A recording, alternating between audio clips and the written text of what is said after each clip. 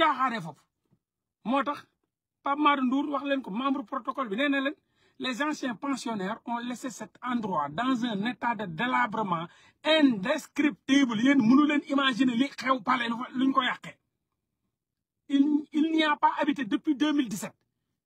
palais bi président gëj na fa fanaan depuis 2017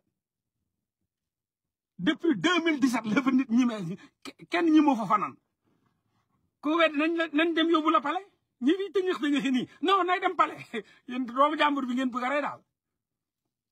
les anciens du régime PD APR ak yooyu yéen boo leen sax ñoom Diomaye dee de loolu tax ngeen ne dañ koy accélérer par force mu dem palais damuñu dëmm ngeen dëmm xam nañ li ngeen fa suul xam nañ li ngeen fa def day yi ngeen fa bàyyi li ngeen fa yàq xam nañ ko comme sëriñ yi dañ leen wax ne poussé leen ñu dem fa pour ñoom ñu teel a dee wala seen yaram yi di néewi wala seen tànk yi di néewi seen yëfu dëmm yi ngeen def ñu jox leen réew ne leen toppatoo leen ko jox leen réew ne avancé la ngeen dem fa di xërëm dugguñu ñoo bañ demuñu pale demuñu bu la yéen nañu mun yéen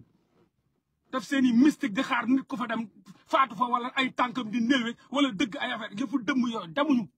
fanaanuñu fa yéen ñi ngeen wax kenn mu war a fanaani pale seen waa ji nga xam ne 12 ans musu fa fanaan depuis 2017 président fanaanu fa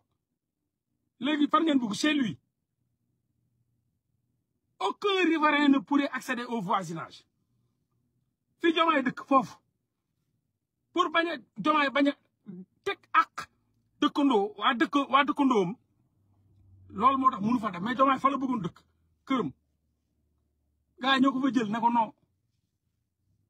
chez lui aucun riverain ne pourrait accéder au voisinage.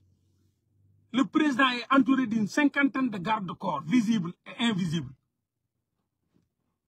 Ñooñu fan la ñuy loger où serait-il logé fan du samay wax Pape Malick Ndour moo ko wax membre protocole président bi te li maa leen koy wax boobu ba léegi